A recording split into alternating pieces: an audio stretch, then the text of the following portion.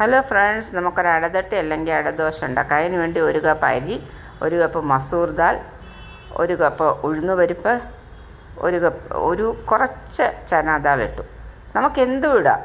ഈ masoor ദാളൊന്നും ഇല്ലാത്തടത്ത് tour Dahl ഇടാം, പിന്നെ പയറ്റും പരിപ്പിടാം.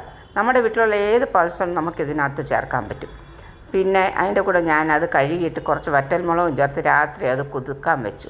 എന്നിട്ട് ഞാനത് കുതിർത്ത ശേഷം അതിനെ തരിതരാന്ന് അടുത്ത ദിവസം രാവിലെ അരച്ചു.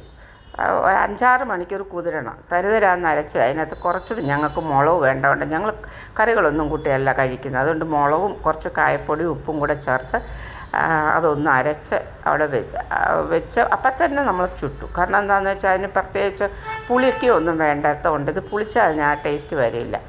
അതിങ്ങനെ തന്നെ ഫെർമെൻറ്റേഷനൊന്നും വേണ്ട. തരിതരാന്നായതുകൊണ്ട് നല്ല വടയുടെ ടേസ്റ്റ് വരും. നല്ലതായിട്ട് എണ്ണയൊക്കെ ചേർത്താണെങ്കിൽ വടയുടെ ടേസ്റ്റ് വരും. ഇത് ഞാൻ 2 തരത്തിൽ ഉണ്ടാക്കി. ഒന്ന് നമ്മുടെ ദോശക്കല്ലില്ലേ, കല്ലിലും ഉണ്ടാക്കി, ഒന്ന് നോൺ സ്റ്റിക്കിൻ്റെ ഇതിലൊന്നും ഉണ്ടാക്കി. പക്ഷെ ഞങ്ങൾ കല്ലിലുണ്ടാക്കുന്നതിൻ്റെ ടേസ്റ്റാണ് കൂടുതലിഷ്ടം മറ്റേതിനേക്കാളിൽ.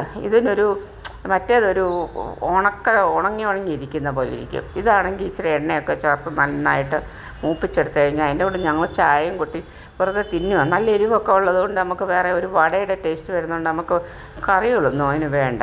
അത് ഞങ്ങൾ എല്ലാവരും ട്രൈ ചെയ്യണം. എന്നിട്ട് ഫീഡ്ബാക്ക് അറിയിക്കണം. സബ്സ്ക്രൈബും ചെയ്യണേ. ഇതുപോലെ പുതിയ ഡിഷസ് കാണാം നിങ്ങൾക്ക്. Okay, bye bye.